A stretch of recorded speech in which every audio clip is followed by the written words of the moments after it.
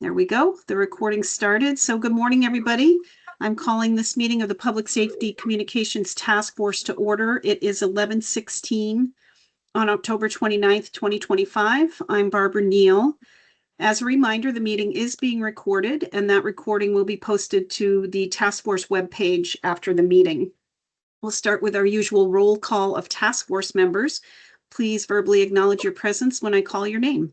Dan Batesy. Here. Paul White. I'm here. Okay, Jim Mack. Here. And Mike Dunges. Here. All right, and I don't yet see Ron and Michael, but we'll keep an eye open for them. So, of course, also joining us today is Emily Mullaney from the Department of Public Safety as our administrative support, and our project management team, Rick, Dom, and Elizabeth from Televate. Morning. And looks like no one from Mission Critical this morning. And we do have Senator Renner has joined us. Good morning, Senator.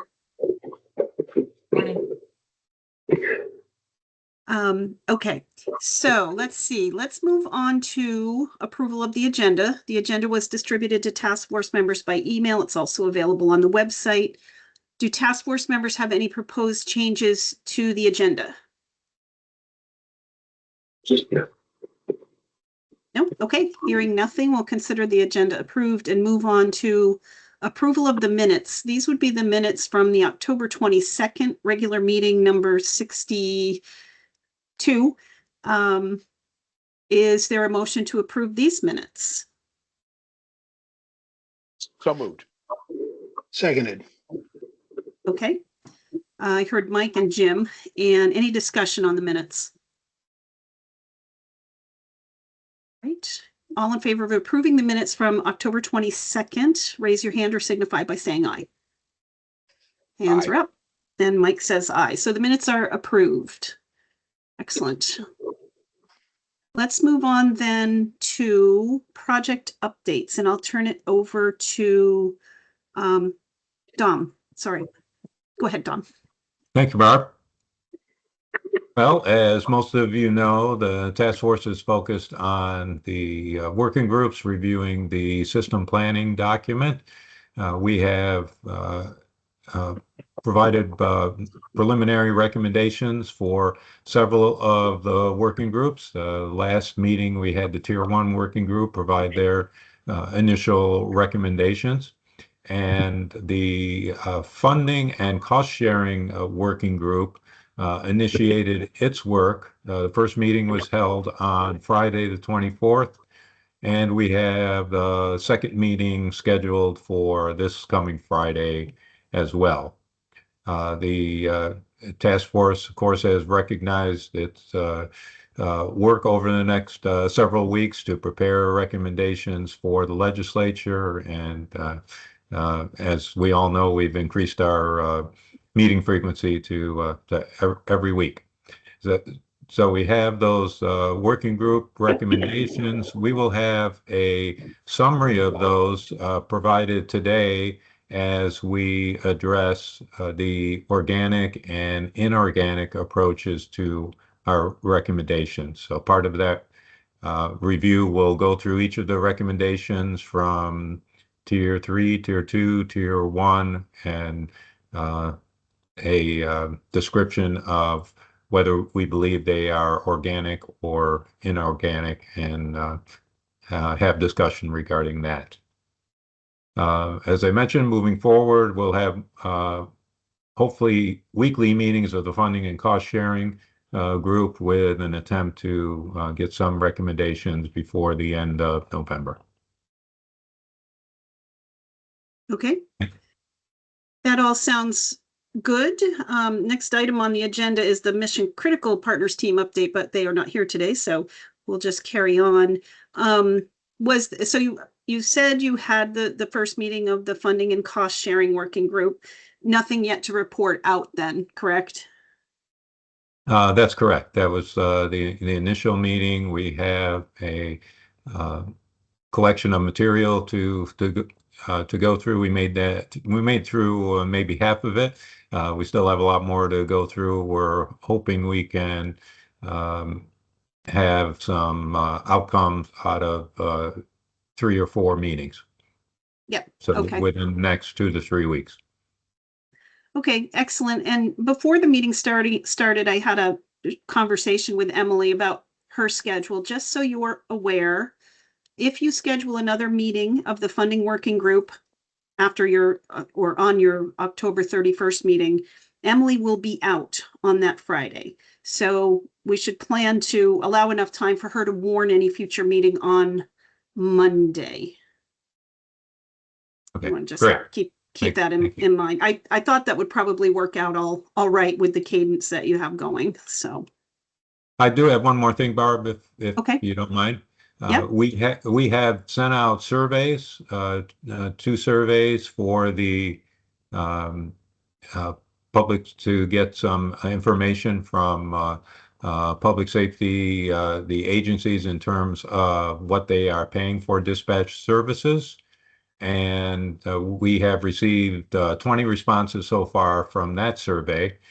We have also initiated a survey with your help with the dispatch center asking a few questions about whether or not they have considered consolidation and what factors have factored into their decision. We've got 9 responses as of right now for that. So they are coming in. That sounds positive, that number of responses already, because those emails just went out yesterday. Right. Okay, good. You agree that's positive? Absolutely. Okay. That's a good sample size. Absolutely. Right. Excellent. Okay, good. All right. Anything else, Dom? Not on that. Thank you. Okay. And any questions for Dom or Rick on the updates this morning? Okay. I think then we can move on to the next item under project updates, which is governance updates. So I can let you know that I met with 4 of the 911 board members on Monday to discuss the governance structure that the working group developed, and also relay to them some of the conversation that had happened in the larger task force meeting about whether that working group recommendation is duplicative of the 911 board and so on. I asked them if the 911 board were given the appropriate resources and scope, essentially, can't remember the exact words I used, would it consider taking on this work as the governance structure? The consensus of the board members that were in this meeting was no, not at this time. The concern was that there doesn't seem to be enough legs to sustain the work. And they weren't sure that it would really be a cost savings versus the parallel structure. So that's something we might want to look at. They are concerned about, as everyone is, about the funding question, right? I think that's the bottom line of how will this be sustained through funding. Also had some questions about the extent to which there is or is not support from the administration and the legislature, given some of the leadership changes that have happened at the legislature, at least. So they did indicate that they're open to continuing the discussion as more solutions and or approaches are developed by the task force. So I don't think it's a closed conversation. But they'd like to see some of these gaps filled in, I think, like we all would like to see, right? So that's the initial feedback. The board chair, Roger Marcoux, is willing to attend a full task force meeting to further convey their thoughts on this or allow for questions if that's helpful. So we can decide if that's something we want to invite him to. And one thing that you should be aware of is these board members did indicate support for the 911 board to work with the task force and with the dispatch centers on an expansion of the rapid SOS solution. So there's been talk about increasing the number of licenses within the task force. That is something they would support, assuming that there was funding for same. And then also they encouraged us, or me rather, to stay engaged with the statewide CAD solution, and they felt that was certainly an appropriate thing for us to be involved with. So that's the update on governance that I have. I think I think the task force as a whole is going to have to determine what its recommendation is going to be on governance. I don't know if that's maybe this needs to be thought about some more. Maybe we need to hear directly from Roger. What do you think the next steps ought to be, or what questions do you have for me on this? I don't have questions. I have 2 comments. Okay. So this is not surprising. I think we all kind of got a sense that the 911 board would oppose this. I think my first comment is, I think we should be careful as a task force when we make a recommendation with the knowledge that some of our recommendations are not going to have universal support or universal acceptance. And I don't think we can make every decision based upon a future plan based solely upon stakeholder groups saying this is a great idea. Now, I'm not saying that we shouldn't take into consideration that the opposition from the 911 board. That would be the first comment I have. The second comment I have is I also think we have to be a little careful that for each of our recommendations, and neither of these comments are limited to just governance. The other consideration I think we have to have is that I'm not sure we can create a fully baked recommendation for every single one of these that we do. You know, with all due respect to the 911's concerns about administration support and funding and legs and all that kind of stuff, I think there's going to have to be some detail that gets worked out for each of our recommendations that we may not have initial answers for. I think insofar as we have answers, we should do whatever we can to get to that place. But I still think we should maintain some vision here to be able to say, well, we haven't quite gotten there yet, but here's what we think is the best practice. And I just want to be careful that we're not artificially shackling ourselves, trying to get mired down in the details. Fair enough. What else? Anyone else?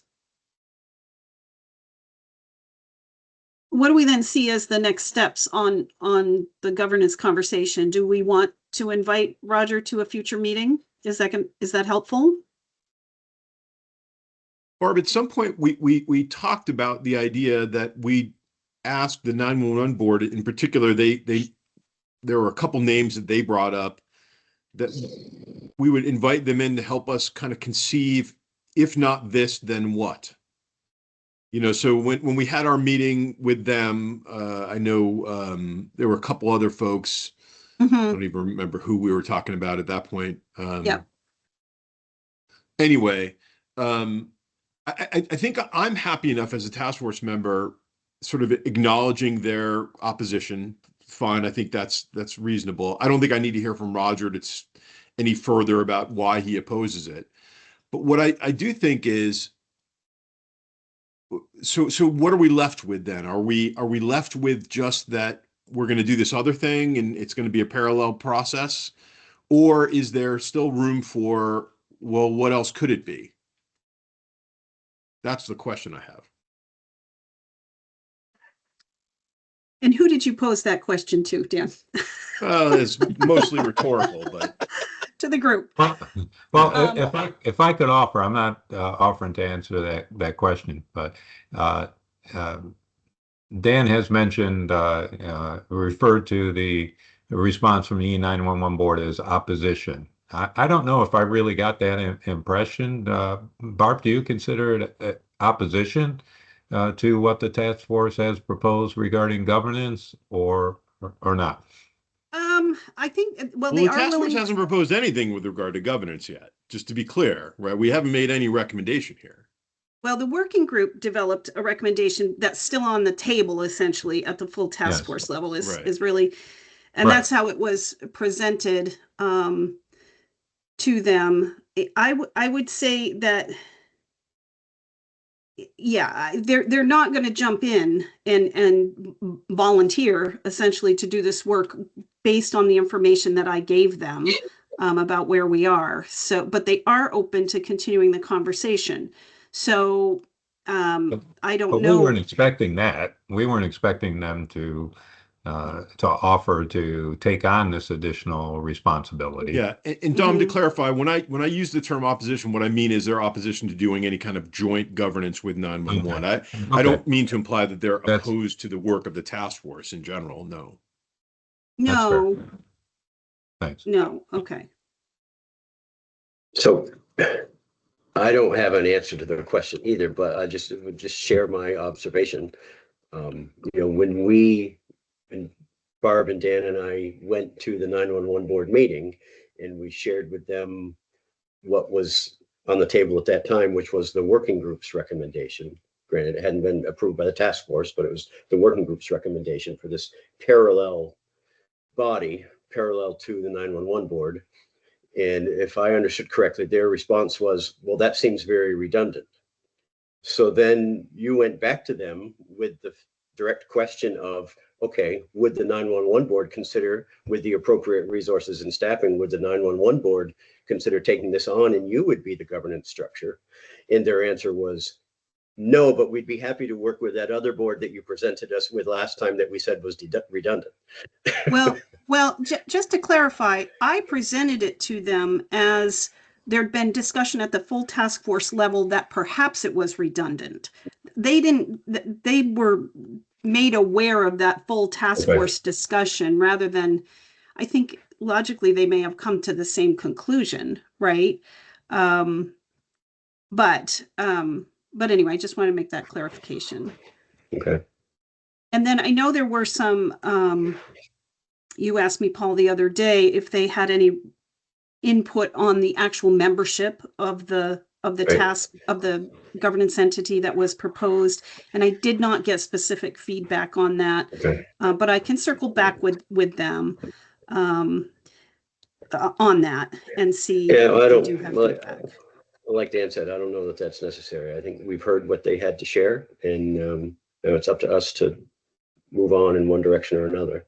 Yeah, and like me, right? The 911 board isn't always has been very protective of its singular mission, and that is well, I'm speaking for myself here. That has always been one of my fears if we were to take on this larger emergency communications discussion of having negative impacts on what's working so well. So I think that's part of the hesitance, the hesitation here as well. Yeah, right. But and while I respect that, the concern I have is every agency we work for is going to have a similar answer to that across a wide variety of recommendations. They're going to say, well,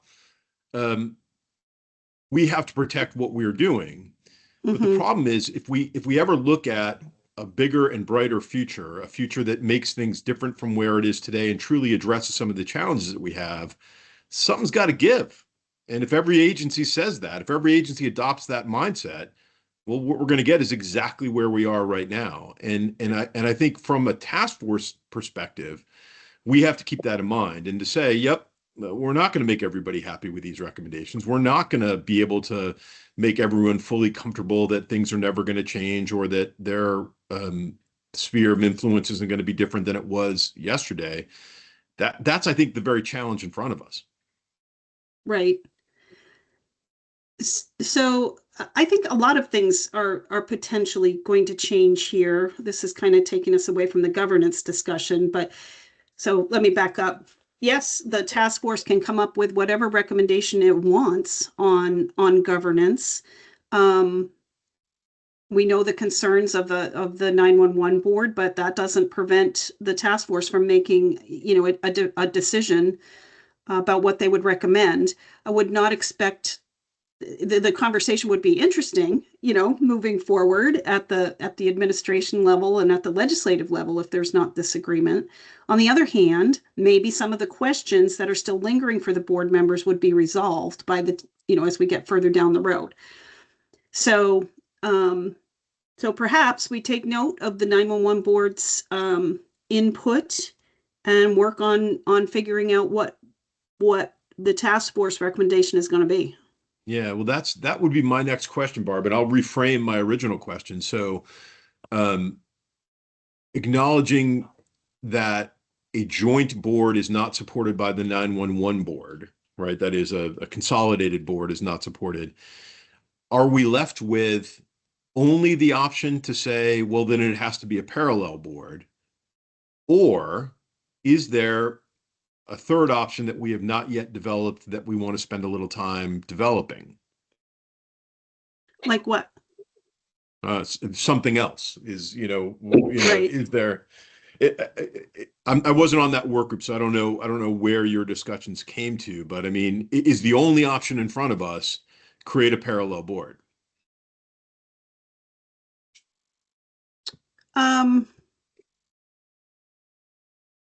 Well, I don't know the answer to that. Yeah.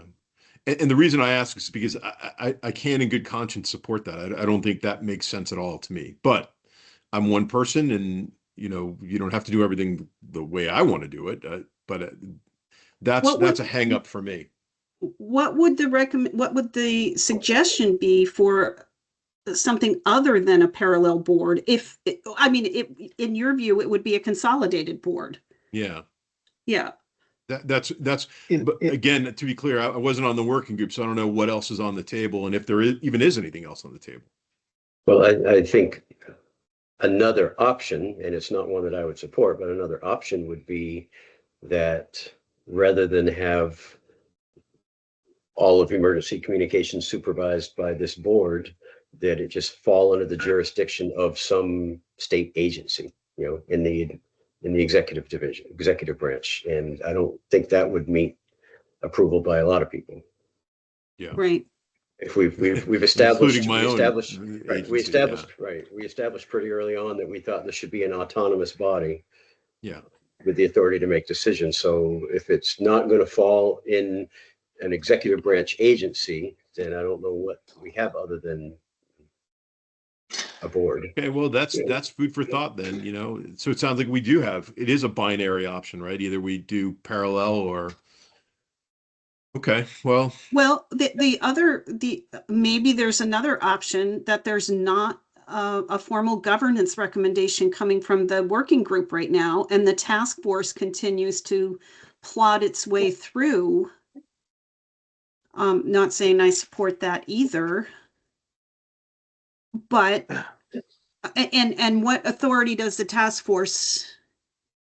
I guess I'd have to look at the statute again, right? How long can we continue to do the work we're doing before a formal governance entity is identified? I think it just says until replaced by some other entity. Yeah.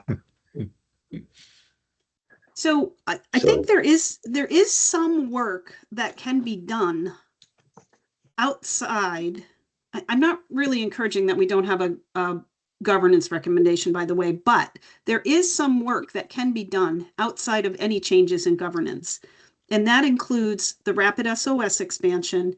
And I think with some good coordination and collaboration between Department of Public Safety, the 911 board, this task force, we could also advance the statewide CAD or the CAD to CAD piece that we're considering. Rapid SOS is already in motion. It would just be a matter of bending authority for the task force to expand those licenses. And then I'm not quite sure how what authority would be needed on the CAD piece. Anyway, I think there are things that could be advanced without a new governance recommendation at this moment.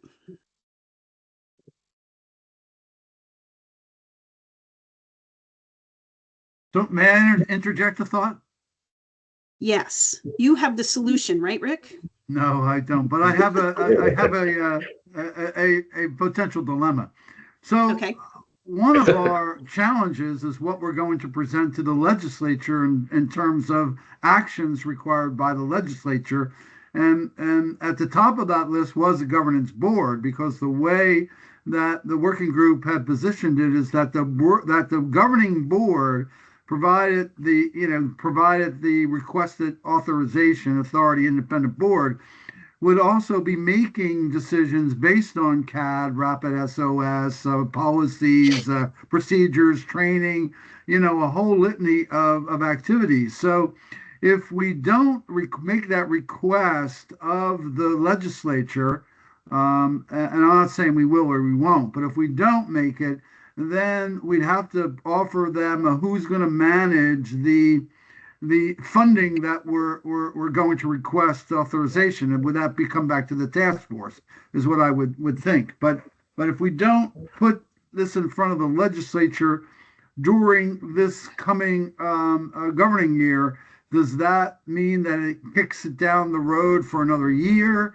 Do we want to take that risk? So I just want be sure that what the governance working group had positioned was independent board requesting authorization from the legislature to be established and provide that that those the items I just mentioned about what their authority would be. So I don't know the answer to well, if we don't present something, what happens to the authorization. So I just wanted to bring that up as a food for further thought, because if we kick the governance recommendation can down the road and don't present it to the legislature, what that to me means that the task force has to continue to operate, Right. or that we say, and we're requesting this funding to be managed by whatever, E911, DPS, other agency, task force, however.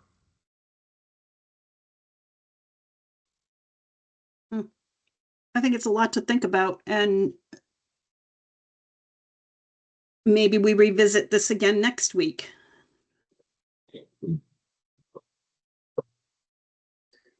Right? Yeah. What do others think? Do you mind if I know you can't officially raise my hand. I'm not on video. I apologize. It's So okay, Mike. I do understand that. I do understand Dan's perspective of not wanting to double efforts for the sake of displeasing some, and not wanting to not wanting to make compromise for the sake of compromise. Yeah, and I know that's not the way you're saying it, Dan. I'm just kind of shorthanding it a little bit. But when I look at the time that we spent on the governance board to discuss this, I think one thing, and I don't know if everybody has this perspective, so if you do, I apologize. But I think one thing that was clear about our process was that we knew that this first iteration of governance wasn't going to be how, in the end, wasn't going to be how the overall regional dispatch was governed. That this first iteration was going to be the group that actually really truly crafted the long-term vision and plan, which, and I do remember this is part of our discussion, could very well include, being rolled up under the E911 board at some point. Mm-hmm. Do we feel like there's too much commingling perhaps between what we're trying to do and what we're telling that future board they need to do, to the point that it feels like it might be too complex coming from us and we need to be a little more simple? Like, we need to establish a board that will then in turn develop this stuff. I don't know that that's the answer. I'm just putting that out there, saying maybe this is challenging for us because we're trying to dictate what will happen over the next 20 years in our thought process versus what we discussed, which is set up a group that will dictate what will happen over the next 20 years. Does that make sense? Yes. And I remember those conversations as well, you know, keeping the way it landed in my brain was keeping everything distinct right now. The 911 board remains intact. This new parallel group works on this dispatch issue, if you will, the dispatch function. And then at some point they may logically merge, right? But to do, I think, you know, I have to listen to my board members' concerns on that. So to take it on all at once is not feeling comfortable. Absolutely. Well, right, and I guess to be fair, the way it was presented to them was, would they want to take this on now? Not might they want to take it on 5 years from now once the bugs have all been worked out and the funding has all been figured out and things are in motion. Well, They and I might have a think very different answer. they absolutely might. And I think that's why there was an emphasis on keeping the conversation going, you know, a willingness to Right. be open to future conversations. That being the case, my question kind of reverts back to, so what do we as our group, are we willing to send to the, are we ready? And I don't think we are, but are we ready to send something to the legislature that says, this is where we want to start, but this is the vision of where we think it should finish? Or is that too broad, too vague, and for what they're looking for?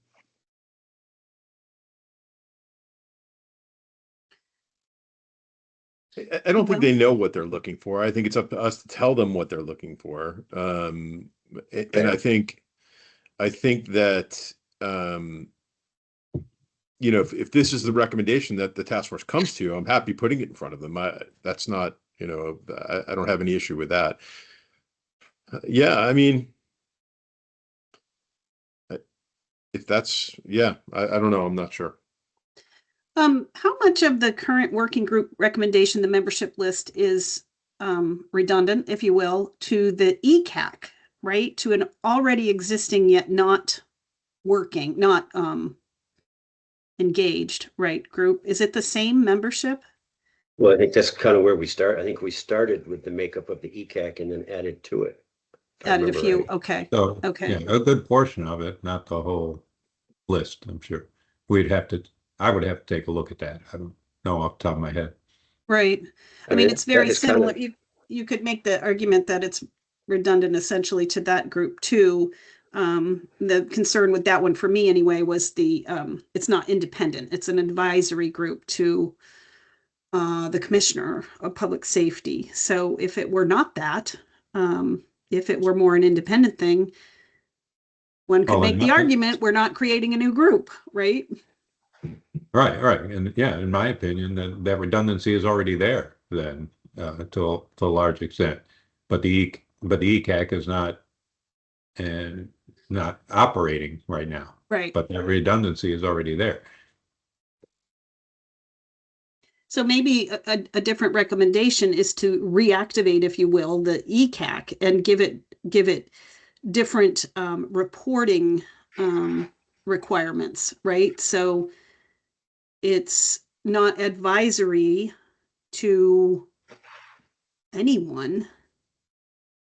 Right. Well, that was kind of I guess maybe it was just my own back of my head understanding, but that was kind of where I thought we were going, is that we take that sort of existing, the ECAC that sort of exists on paper but doesn't really exist, and change it from being, well, right now it's created only by executive order. Right. We have to change it so that it's legislated, expand its membership, and change its mission, since it's not currently doing anything in its current form anyway, rather than create a new body that we would just repurpose that old body, except that it would need to be put in statute rather than executive order. All right. Well, there's a bunch of ideas kind of floating around the table. I am looking at the membership of the ECAC right now. and we're not identical, but we are including at least not, somewhere around 90% of those that were originally recommended. And I think one of the positions of the working group was that the ECAC was originally more state top heavy than the working group recommended that the council should be. And so we opened it up to include 2 representatives, rural and urban, from the Vermont League of Cities and Towns, so that Yeah. we would get cross representation of both communities and locals versus state government. But we're pretty close to what's there. I mean, we have Secretary of Digital Services, Mercy, as part of public safety, E911 board, and others. And so representatives of the fire associations, fire. I mean, there was 3 fire.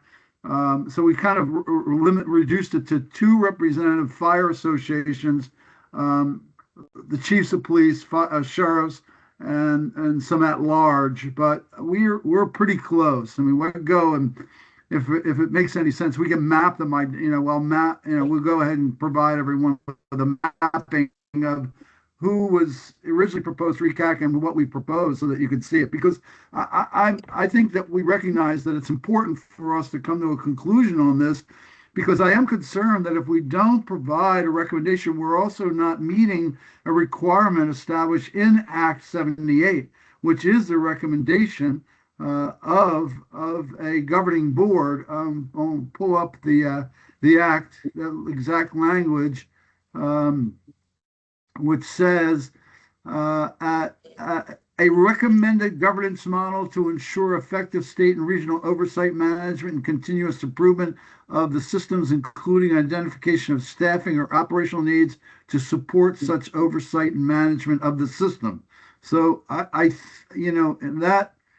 that points directly back to us of making a recommendation. And so I think I don't recommend that we not come to consensus on this, and we may or may not reach consensus, but ideally we all function better in an environment where the task force has reached consensus. And if we're not there, then it's worth spending some time on it, because one, we don't want to miss an obligation that we have in Act 78, and we also don't want to miss an opportunity to make a recommendation that we're comfortable with and that we're supportive of.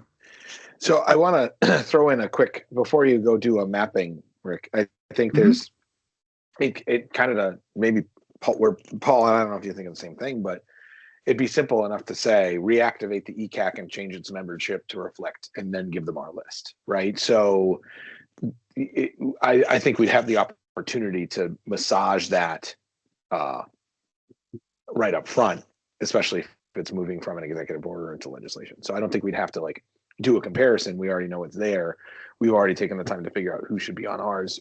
If we want to discuss that as a group, as a full task force, is if that list is appropriate or not, I think that might be worth the conversation. But I don't think we need to do a comparison, because we put some serious thought into who should be on that board in our committee. So I think it's starting from that and then refining our list is probably a smarter way to go. Yeah. Right. And my concern isn't so much that what we call this independent board. I think whether you call it the ECAC or another independent board, it's kind of it's a animal of a different color, but it's the same thing. My concern is that at the end of the day, if we do it this way, we have one independent board that's funded and resourced to look at call taking, and we have a second independent, resourced, and funded board to look at dispatching. And I guess that just doesn't make any sense in my head. I just can't wrap my head around why we need 2, and why it wouldn't be more efficient if we had one looking at everything.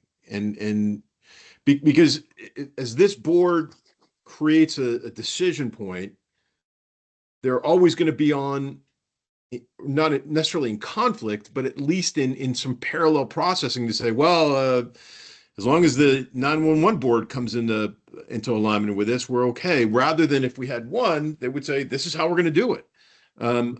Again, that's just, I can't, I'm having a real hard time getting my brain past this notion of redundancy, and never mind concepts of resourcing and funding. I mean, we're going to have one administrator on 911 board, one administrator on this other board, one executive director on this board, one executive director on the other board. That just, I don't know, it seems like we're fleecing the taxpayers here.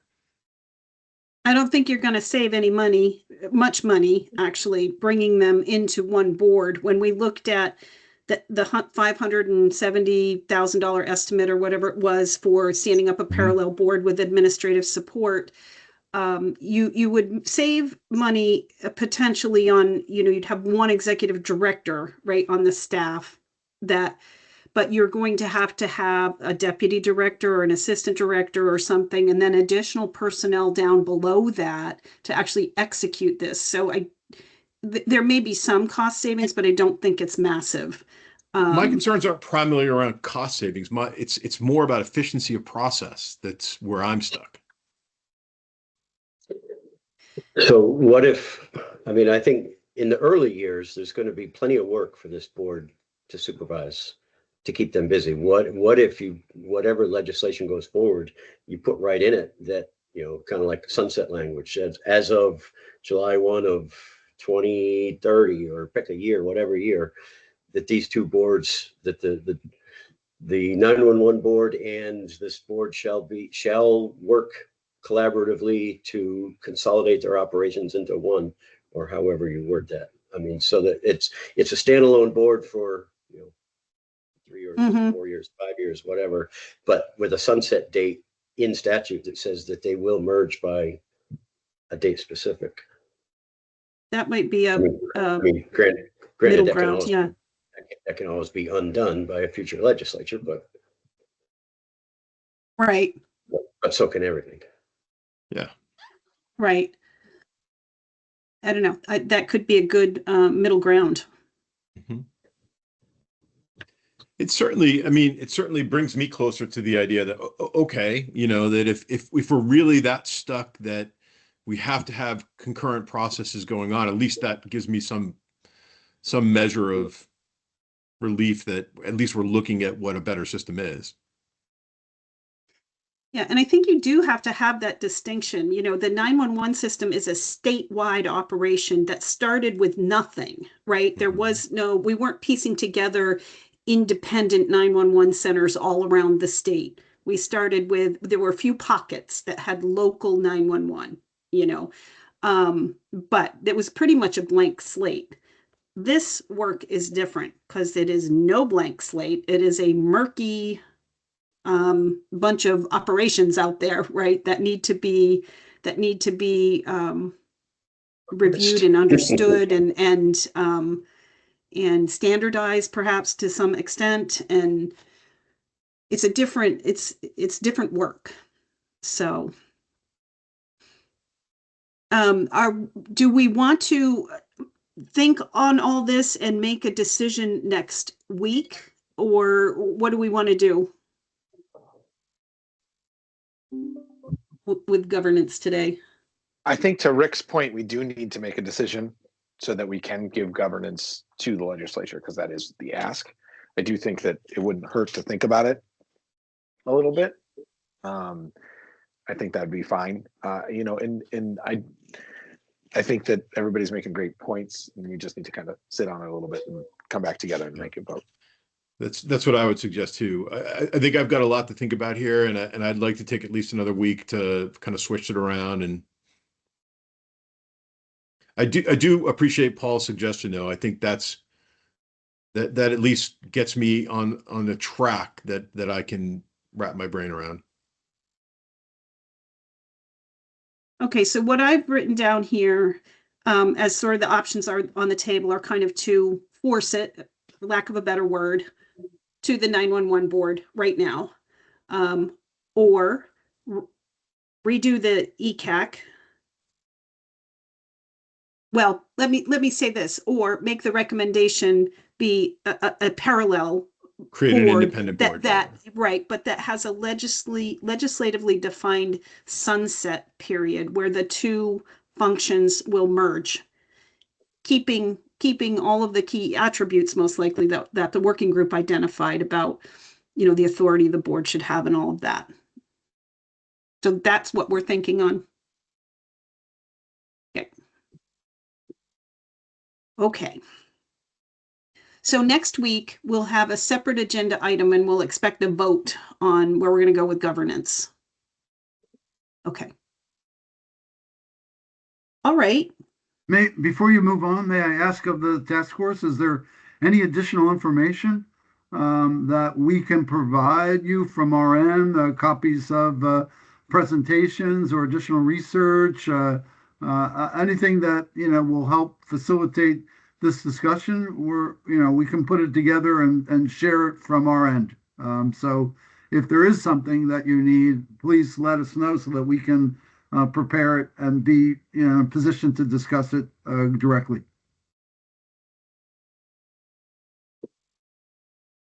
I Jim, think the only you're- question I Go ahead. have is what is that timeline on that sunset period?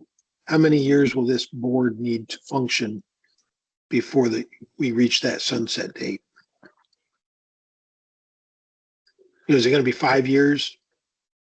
Is it going to be 2 years? How productive is that future board going to be? Are they going to be able to achieve all the goals that 911 would be happy with to absorb them into? So yeah, it's like, so how long and what's the scope of the work they're expected to get done in that period of time? Well, I think you could formulate language that said that doesn't necessarily. Well, I don't know. I'd have to think about. I guess I'd have to think about that one a little bit.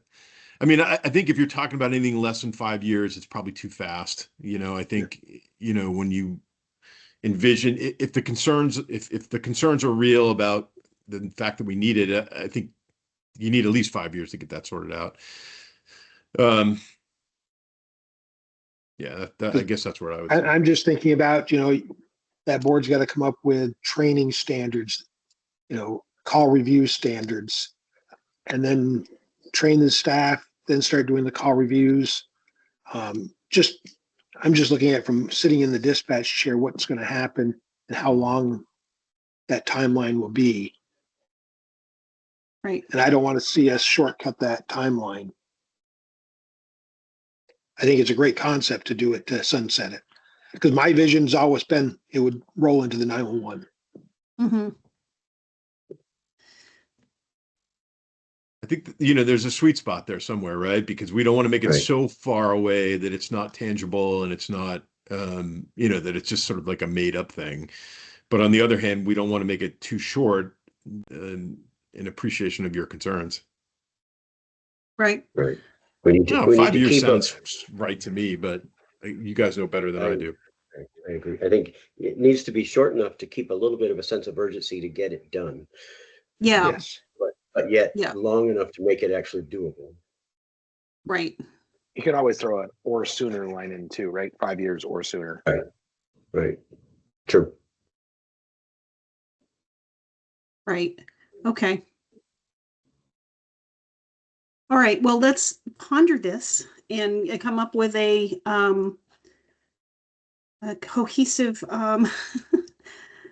thing to vote on next. Yeah, recommendation. Thank you. Next week.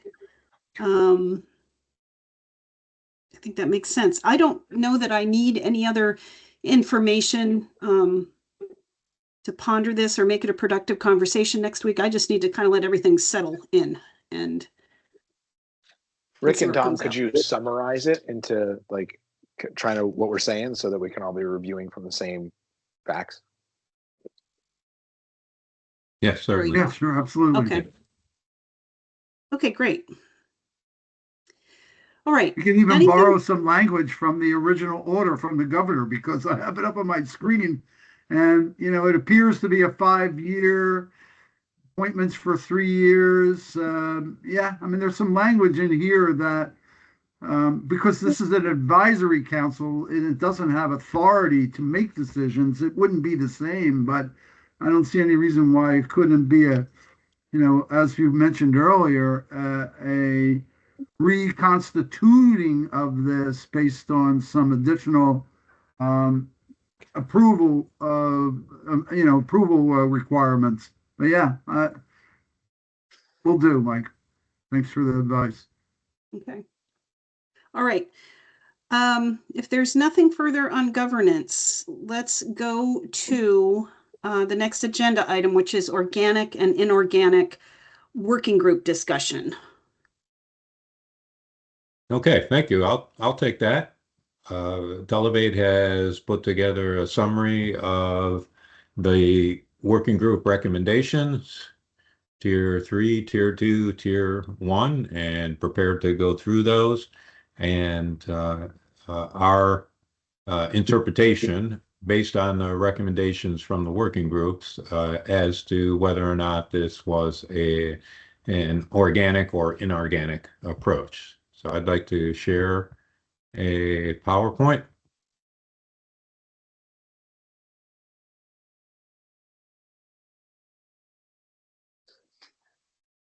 And hopefully you can see that. I'll put it into presentation mode to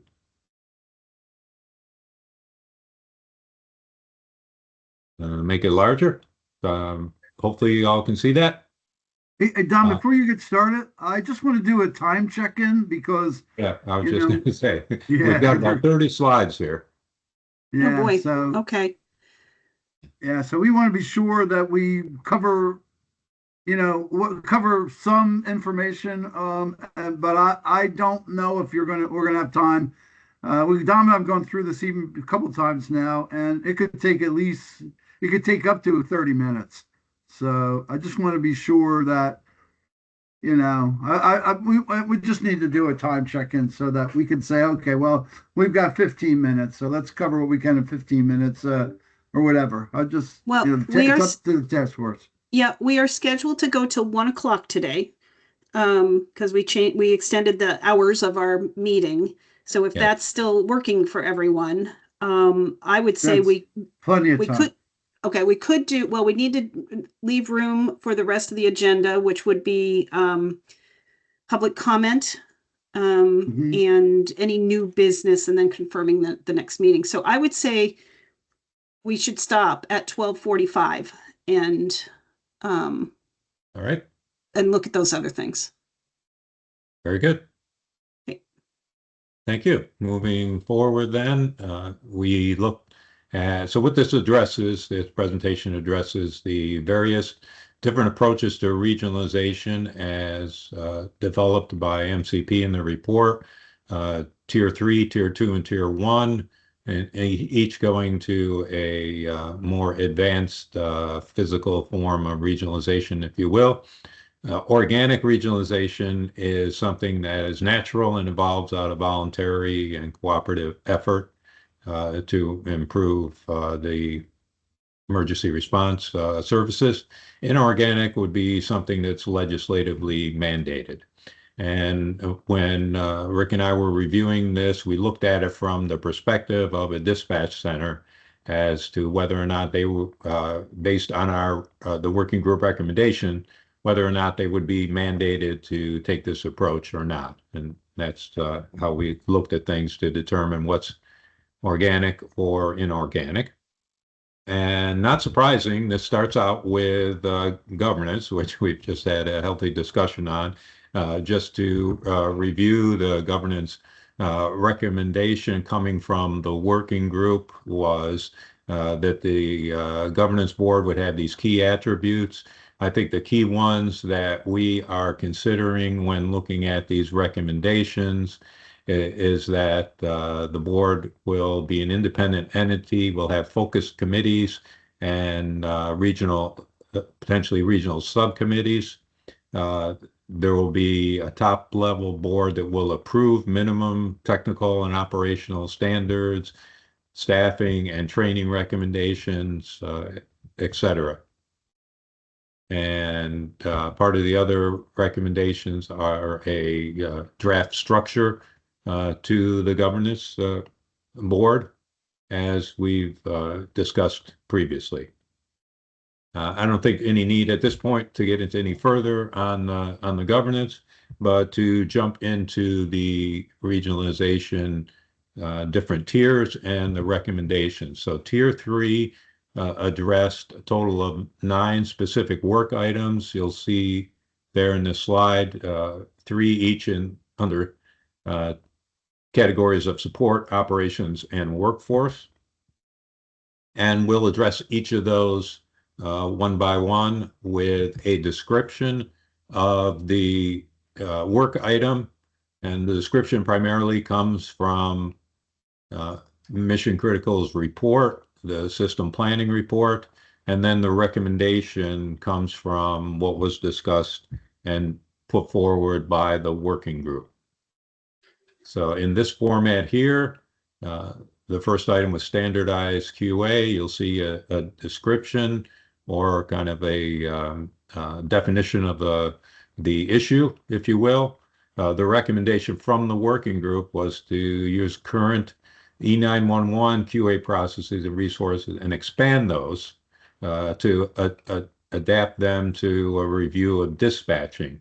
And the preference was to have this adopted by rule. So in other words, to make it a requirement, the board would then require all dispatch centers to follow these developed QA processes. And in our mind, we see these as similar to the agreement that the E911 board has with PSAPs.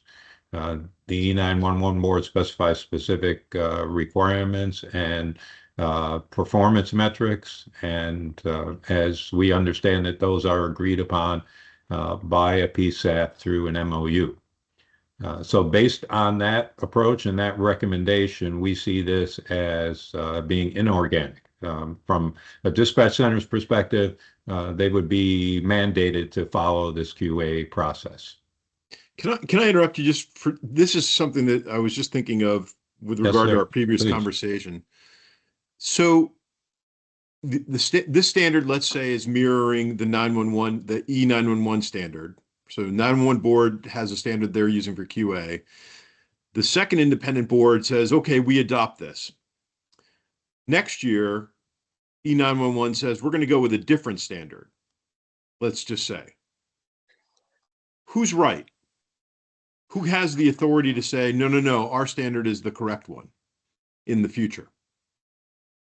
Well, I would say that the 911 board has the authority to say that for the 911 function, and the other board would have the authority to say that for the dispatch function. And I wouldn't And I wouldn't necessarily, think they'd be the same. yeah. Exactly. I think So we they have two to different be, QA standards then? We have two different functions. We have Right. 911 call taking and we have dispatching, and there may be perhaps a framework for the QA is the same, but you're going to be measuring different things. Right. Okay. But the reason I asked the question is because we're going to use the current, it says right here, we're going to use the current Right. E911 QA process. So, Yeah, but the process doesn't include the specifics because we did the research on, we went back and looked at APCO and NINA requirements, and Yeah. and they designate call taking and dispatching as two separate Okay. functions. so, Yeah. all So right, if they're- it's two different things, it's two different things. That's fine. Yeah, yeah, they're two different and things. there's separate key performance indicators for each. However, Dan, as you said, there is they're common, and that's why we say, that you could adopt the process and resources. So, I mean, it wouldn't be a large there wouldn't be much more difficult to adopt it into the E911. But because they're separate, as Barb indicated, we couldn't make that recommendation. Okay. Okay, Dan, are you good? All right, moving on to support and administrative roles was another work item addressed by this working group. And this is an item that's seen as to help offload some tasks that may currently be handled by dispatchers in order to allow them to be more efficient at dispatching and to reduce distraction. The recommendation from the working group was to develop a process to share support roles such as alarm activation, records, warrants, etc., through regional stakeholders. And we see this as potentially done at a regional basis where there could be support services that could potentially be shared among the dispatch centers within that region. This would be, as we see it, optional or available services that would be available to dispatch centers. So we read this as an organic approach.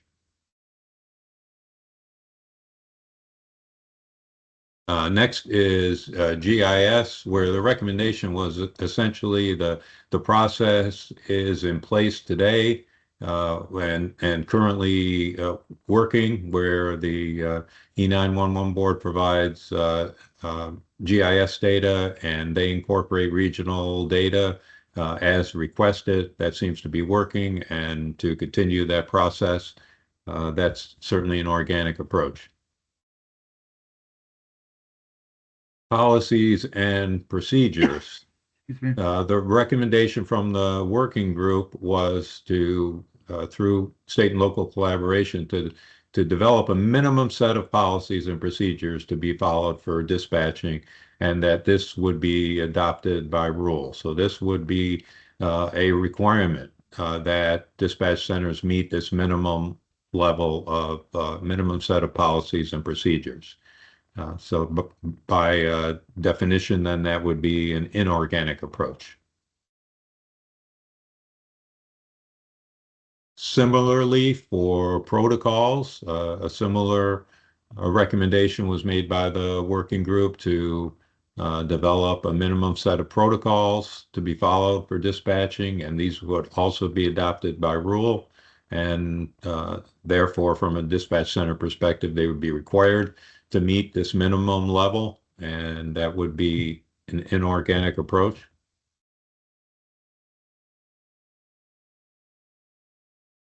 For planning, the recommendation was to provide state level training and workshops on planning initiatives and leadership training. We see this as available resources that would be optional for the dispatch centers to take advantage of.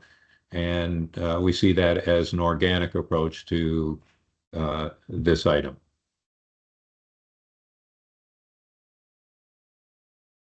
Recruiting and hiring. Here, you'll see a number of items in the description and in the background. The recommendation was to create standard job classifications and associated job descriptions, as well as to promote reclassification of the telecommunicators. But the availability of standard job descriptions and classifications would be available resources that could be taken advantage of by the dispatch centers based on their needs. So we see that as an organic approach to this item.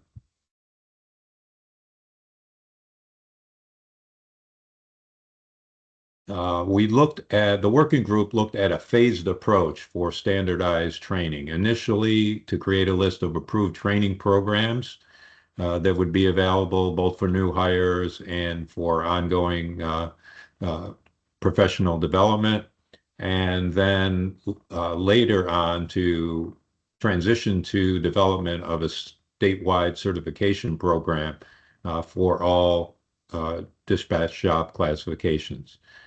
We see that as initially an organic approach for the first phase, and transitioning to the requirement to be certified, which would be an inorganic approach.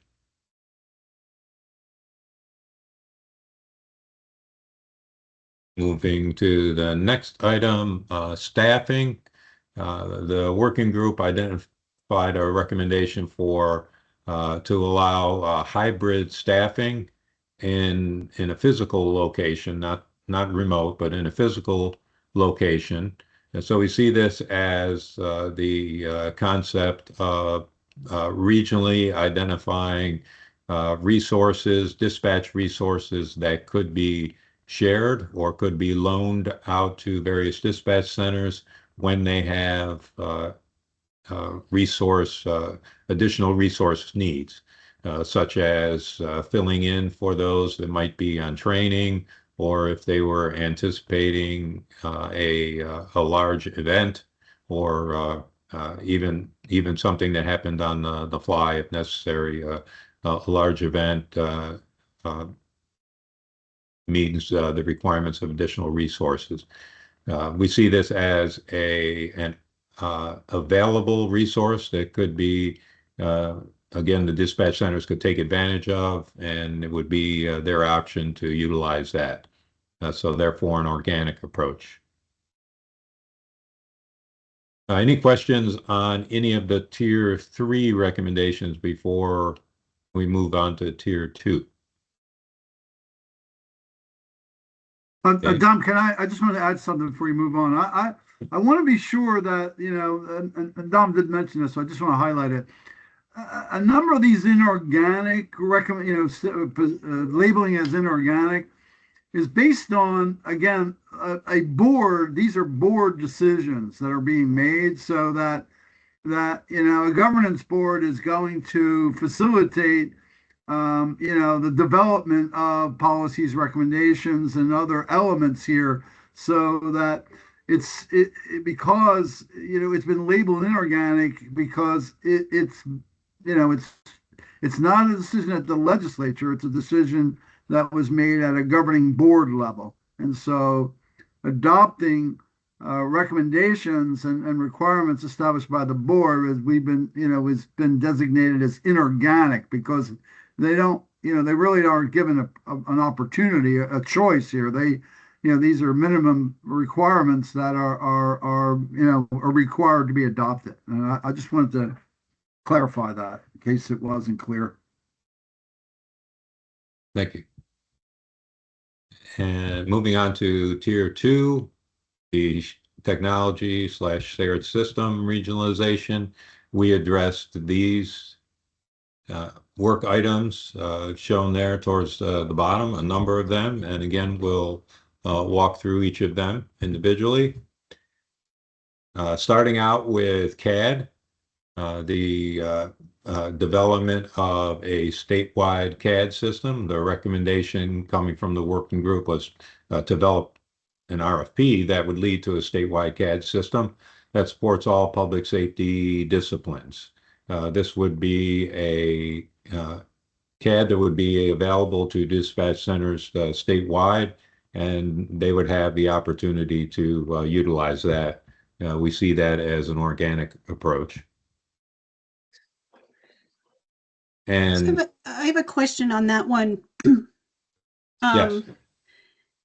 So if we're going to recommend a governance group and that the legislature create one, that animal will probably not exist until July 1, 2026, right? At the end of the legislative session, unless it goes through and it's approved a bit earlier than that.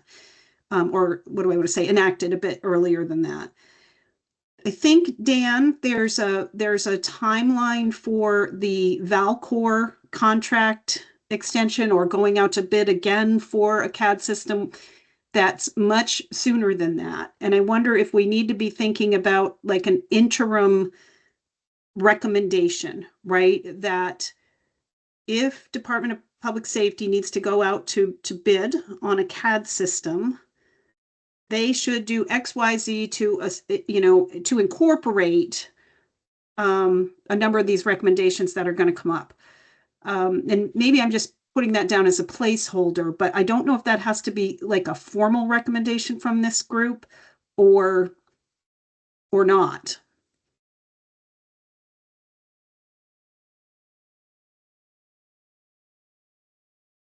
From my opinion, Barb, I certainly agree with that. The date I've heard was that the current Valcor contract expires at the end of 2026. So in order to have an option for a new CAD system to develop the RFP, we would want to start certainly earlier than July. Probably want to start at the beginning of next year. Yeah. Yeah. Or yesterday might even be Yeah. better. But okay, so I'll just put that as like a placeholder for now, because it's a little bit outside the organic inorganic discussion. But I wouldn't want to see Department of Public Safety or anyone really move forward with a CAD RFP that then gets them into a 3 to 5 year contract and without knowing that it's meeting the needs and the goals that are kind of being developed out of this group. Yeah. I So- think that's very wise. And I made myself a note to talk to the commissioner about it as well. Okay, great. Okay, so we can leave it there, and I won't distract the conversation any further. Thanks. Following the CAD discussion, there were a lot of items that are related to or additional features of the CAD that the working group recommended be associated with that. So, for example, CAD to CAD capability, the working group recommended implementing that with the stipulation of, PSAPs would continue to transfer the caller to the dispatch center, but this was a feature that would be included with the new CAD development and interfaces to additional CAD systems that might be in place. But we see this also as an organic approach to this item. Similarly, with some additional features of the CAD, such as statistics and reporting, where those requirements would be included in the CAD RFP. That was also an organic approach, as is the approach to integration or interface, I should say, to the RMS system, a separate RMS system. So any ongoing or any new CAD development RFP should include requirements to interface to an RMS system. And this would also be, of course, from a dispatch center perspective, that would have this resource available to them should they choose to use it. So it would be, we see this as an organic approach. A different approach regarding the logging recorder standard. The working group felt strongly that there should be a digital logging recorder standard that must be adopted by all dispatch centers.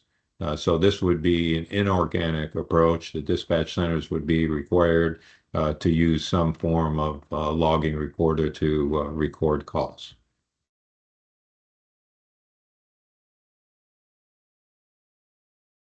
Back to essentially requirements of CAD, transitioning of ANI and ALI data. We would see this as a requirement for a new CAD system. In the interim, this could be enhanced by broadening the use of the Rapid SOS platform. So similar to it is the way it is today. This data is available if requested by the dispatch centers. So we see that similar moving forward, and therefore an organic approach to this item. Similarly, interfacing the CAD system to a fire station alerting or a paging system would be a requirement or a feature of the new CAD system, which would be available should the dispatch centers want to take advantage of that, and therefore an organic approach.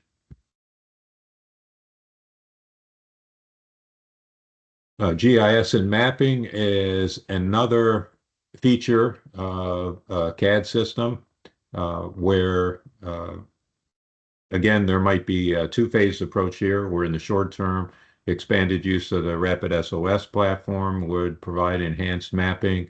In the longer term, the CAD developed through a statewide RFP would have enhanced mapping capability. And again, from a dispatch center perspective, it's their option to take advantage of these available resources and therefore an organic approach. Over the top applications, again, the recommendation is to develop recommendations through a statewide working group for potential over-the-top applications that could be utilized by a dispatch center. They would have the option to utilize these if they so choose, and that would be an organic approach. A little twist here on cybersecurity, and maybe one to discuss further. But the recommendation was out of the working group was to define and implement a common statewide framework to address governance, risk, and compliance in terms of cybersecurity. So on one hand, we would look at that as potentially organic, where the dispatch centers would have the option to utilize that framework once it's developed.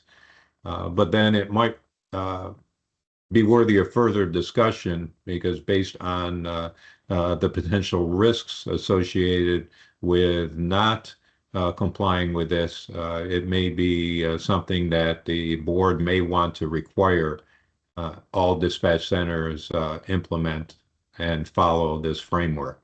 So from that perspective, we feel that it might be a governing board decision as to whether or not they want to leave it organic or require it and hence make an inorganic approach. Right. I'll just jump in here. I think this will become more and more important, like as systems become integrated. So when we're talking about CAD to CAD or, originating from a 911 call taker and integrating with Yes. the CAD in a dispatch center, these standards have to be in place so that you're not putting either system, if you will, at risk. And so this will be incredibly important, and I bet it will become inorganic of Agreed. necessity. That was along the same thoughts that we had. That Okay, all right. You don't want to put other dispatch centers or the PSAPs or other systems at risk. Right. So. Okay, great. Thanks. And Barb, and to follow up on that, we felt it was maybe a two tier process. PSAPs, first, and then dispatch centers, because all the calls are coming in and they're being distributed out to PSAPs, majority of them, and perhaps it's it gets implemented at the PSAPs initially, and then trickles down. But I know that the one of Corey's uses of the COP funding was to enhance cybersecurity at the Vermont State Police centers, and so I think he's already got a model there in terms of equipment requirements. But I don't know what the task force feels about that, but it could be a multi-tier process. Makes sense. Yep. Thank you. Moving on to, I believe, the last item under Tier 2 is the land mobile radio infrastructure and improvements here. The working group's recommendation was to pursue a system of systems approach while meeting specific statewide governance or coverage standards and interoperability requirements. We envision this as, again, being regional simulcast cells throughout the state, which would provide coverage in various areas, and the dispatch centers operating within those areas would have the availability or the option to utilize these systems for their dispatch communications. So we see that as an organic approach. Any other questions or comments on Tier 2 before we address Tier 1? Okay, moving ahead to Tier 1, this was just a single single slide here. While it's a significant discussion, it was Tier 1, of course, addresses the approach to physical regionalization of dispatch centers. And this summarized the approach that I believe was provided at the last task force meeting. The recommendations from the Tier 1 working group were to essentially provide this approach where all dispatch centers would continue to operate. There wouldn't be any that were identified as required to close, but all centers would have to operate specific to or subject to specific policy and technology benchmarks that would be defined by the governance body and potentially periodically introduced to encourage each of these dispatch centers to enhance their operation and improve service, or potentially regionalize with others to make that feasible. So we see this as an organic regionalization. It's somewhat incentivized, if you will, but it is allowing dispatch centers to make their own decision on regionalization based on the benchmark requirements and the costs associated with those.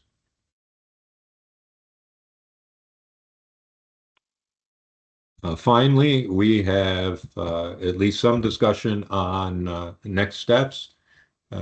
So we felt that the identification of each of these recommendations as whether it's an organic or inorganic approach, we hope that that helps solidify the recommendations of each of the working groups and helps gain consensus on those based on the type of approach that's been recommended. So certainly moving forward, of course, the task force needs to consider all of the recommendations by the working groups and determine which ones to accept or to discuss additional recommendations for. There needs to be cost estimates for each of these in preparation of providing recommendations to the legislature. I think we need to look at each of these recommendations to determine which ones will require some action by the legislature. So I think based on some previous discussion, there's potentially not a need to take every recommendation to the legislature, but only those that require some form of legislative action. And we have previously identified a more detailed implementation plan that could be developed for those recommendations that need to be presented to the legislature. That's our current thought on next steps. We're happy to have additional discussion or additional thoughts from any task force members.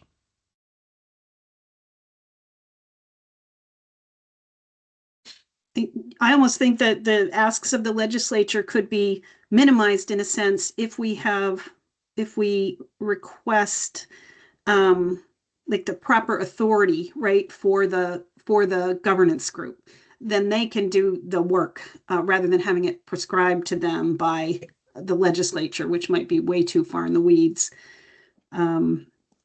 So that would be my thought. And of course, and then we have to figure out the funding question, right? Depending on what all these cost estimates, what do we have, what do we not have? Yeah, I wholeheartedly agree with you, Barb. I think that's entirely right. What you want from the legislature is authority and money, and leave it at that, right? Right. We'll make the rules. You give us the authority to do so, and because we can't afford to do all this on our own, we're going to need your help on that. I think that's where we want their involvement. I think anything more, to use your term, in the weeds, I think you're just inviting trouble. Mm-hmm. And to provide them with confidence, we have detailed implementation plans as to how we're going to implement these items. Right. Well, and also, I think a core message has to be that this is going to be a work in progress. That there isn't this plan is not comprehensive. That's going to solve every problem, in the next 6 months. I think we say what we're developing is a structure that will lend itself towards fixing this incredibly complex and incredibly challenging problem. If you give us this authority, if you give us this money, we're launching the boat, if you will, with the notion that we're going to build much more of this as we go on. Mhm. Agreed, certainly agree. But then again, we have specific recommendations and implementation plans, so we're not running off willy-nilly with the money. Right. We have specific plans as to how to make these improvements. It seems to me like we'll be able to earmark, if you will, what remains in that $11 million of general fund to advance many of these recommendations. Agreed. But we should probably have that, or maybe this is included in your next steps, Dom. We should probably have that laid out too, like, please leave the funding with us Yeah. so that we I can think there's do XYZ. there's two All right. lanes that you think about there, Barb. I think one is we have this money that exists, and I think if we were smart, we would try to figure out which of our recommendations require most immediate funding right away, fund those things with that existing money. And then we make a recommendation to them to say, but our system still needs sustainability. And for sustainability, we need funding along the lines of, these Yeah. other areas. Right. Agreed.